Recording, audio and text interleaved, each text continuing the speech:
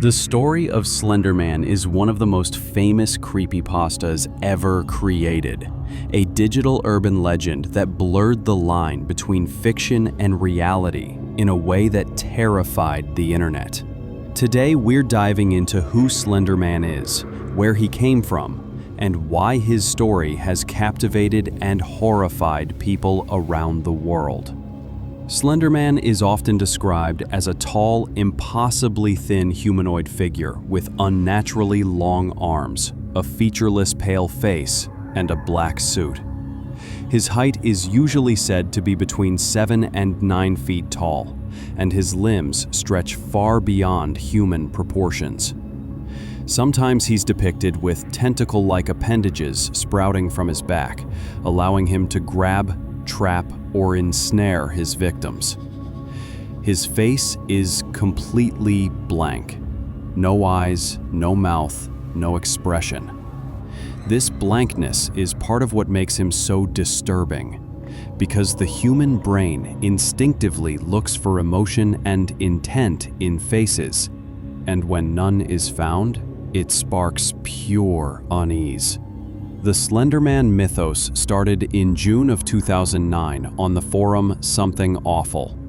A user named Eric Knudsen, who went by the alias Victor Surge, created 2 doctored black and white photos. In them, children are playing, and in the background lurks a tall, faceless figure dressed in a black suit. Alongside the images, Surge added eerie captions, implying that this mysterious entity was responsible for the disappearance of several children. These simple posts lit the match that would spark a massive internet wildfire. Other users on the forum quickly added their own stories, pictures, and lore. Within days, Slenderman went from being a couple of creepy photoshopped images to an ever-expanding mythology. People began attributing strange powers to him, the ability to teleport, to cause slender sickness that manifests as paranoia, memory loss, nausea, and coughing fits. He was said to stalk his victims for weeks or months before finally abducting them, often focusing on children or those who investigate him. What made Slenderman unique among other internet monsters is how collaborative his story became. Anyone could add to the legend, writing blogs, making videos, or creating games. Slenderman wasn't tied to a single story or canon. Instead, he became a kind of modern-day folklore, shaped by thousands of people across the internet. One of the most influential pieces of Slenderman media was the YouTube series Marble Hornets.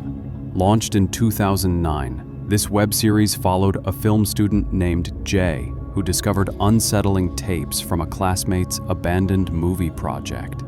In the footage, a tall, faceless man in a suit lurked in the background, silently watching. The series introduced the idea of the operator, a clear stand-in for Slenderman, and popularized tropes like distorted video, static interference, and the unsettling sense that the creature was always watching.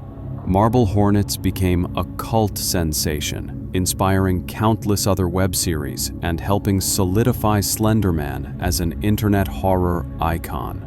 From there, Slenderman spread like wildfire into other forms of media.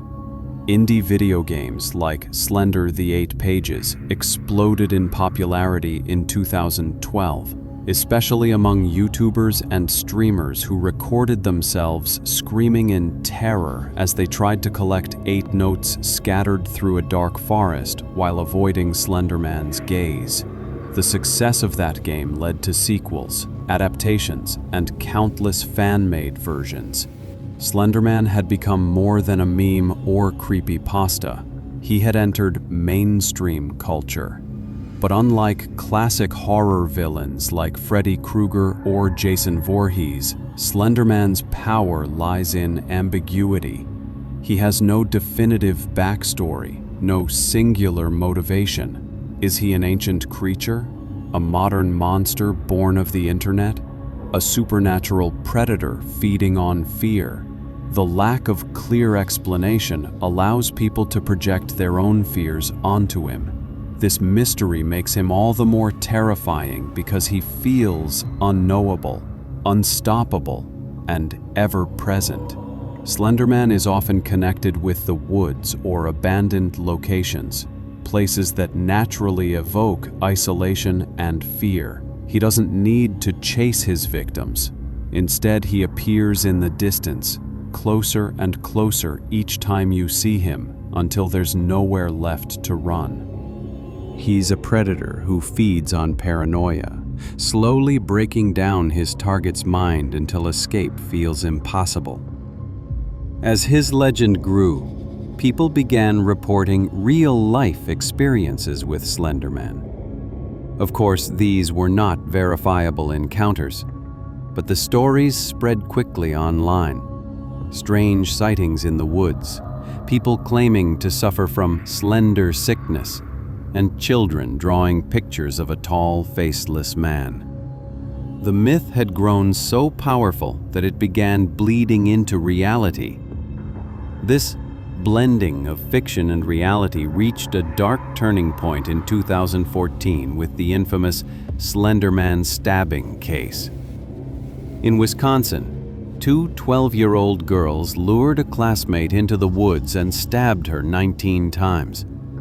Miraculously, the victim survived, crawling to safety and being rescued by a cyclist.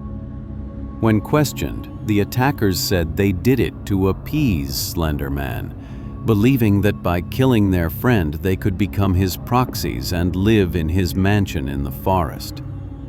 The incident shocked the world, igniting debates about the influence of the internet, the blurred line between fantasy and reality, and whether Slenderman himself was dangerous or merely a story that had been taken too far.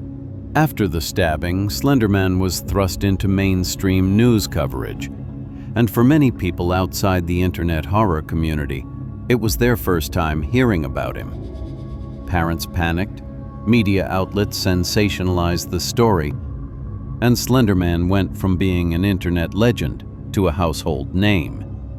He even inspired documentaries, news specials, and eventually a Hollywood film in 2018. The film, however, received negative reviews, with many critics arguing that Slenderman loses his power when over-explained or forced into a traditional horror movie format.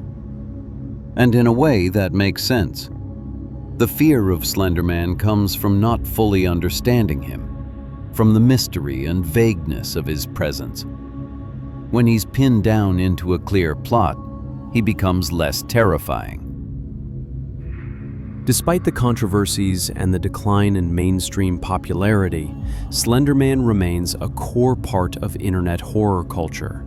He paved the way for other creepypasta legends like Jeff the Killer, Smile Dog, and The Rake. But unlike those characters, Slenderman achieved something closer to modern folklore. He's not just one story, he's dozens, hundreds, even thousands of stories woven together. Every time someone draws him, writes about him, or makes a game or video featuring him, the myth evolves.